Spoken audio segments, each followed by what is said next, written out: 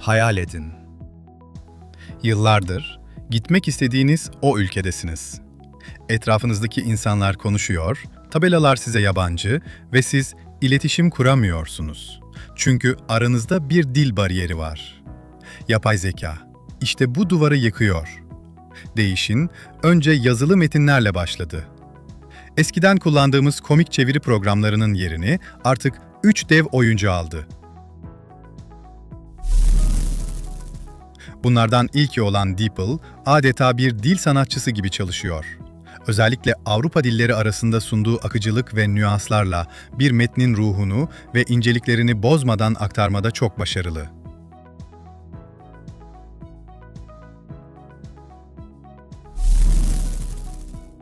ChatGPT ise bir çevirmenden çok daha fazlası.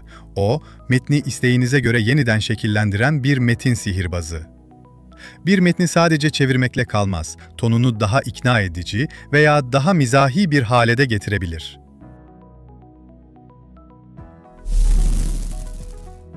Üçüncü devse Google'ın Gemini modeli. Google'ın devasa veri birikimi ve ekosistem entegrasyonu sayesinde özellikle az konuşulan dillerde bile çok başarılı sonuçlar veriyor. Ancak bu modeller öğrendikleri verilerdeki insani ön yargıları da tekrar etme riski taşıyor. Yapay zekanın asıl devrim yarattığı alansa anlık konuşmalar oldu.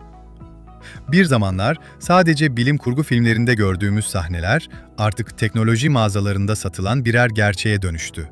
Time Kettle gibi markaların geliştirdiği cihazlar, kulağınıza taktığınız anda karşınızdaki kişinin dilini size saniyeler içinde çeviriyor.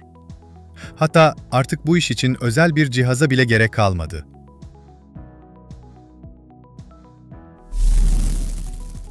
Samsung'un Galaxy S24 serisindeki Live Translate özelliğiyle bir telefon görüşmesinde siz Türkçe konuşurken karşı taraf sizi İspanyolca duyabiliyor. Dil bariyeri artık sadece ortadan kalkmıyor. Adeta buharlaşıyor.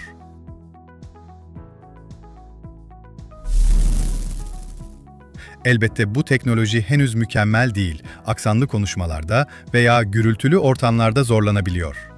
Ayrıca ses verilerimizin bulut sistemlerine gönderilmesi, veri gizliliği konusunda ciddi soruları beraberinde getiriyor. Peki bu durum meslekleri nasıl etkiliyor? Tercümanlık, standart metinlerde yerini yapay zekaya bırakacak. Ancak hukuki sorumluluk ve kültürel yaratıcılık gerektiren alanlarda dil küratörü olarak varlığını sürdürecek. Yani meslek yok olmuyor, dönüşüyor. Son olarak en kritik soruya gelelim. Yabancı dil öğrenmek artık gereksiz mi? Pratik iletişim için evet bir zorunluluk olmaktan çıkıyor. Ancak dil öğrenmenin önemi devam ediyor. Çünkü dil öğrenmek, birincisi, bir kültürü ve farklı düşünce yapılarını derinden anlamanın tek yoludur. İkincisi, yapay zekanın yaratabileceği kültürel tek tipleşmeye, yani tüm ifadelerin tek bir kalıba sıkışmasına karşı en etkili direnç noktasıdır.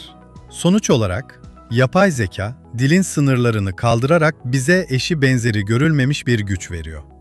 Bu gücü, kültürleri birbirine yaklaştıran bir köprü olarak mı, yoksa bizi farkında olmadan tek tipleştiren bir araç olarak mı kullanacağımız bize bağlıdır.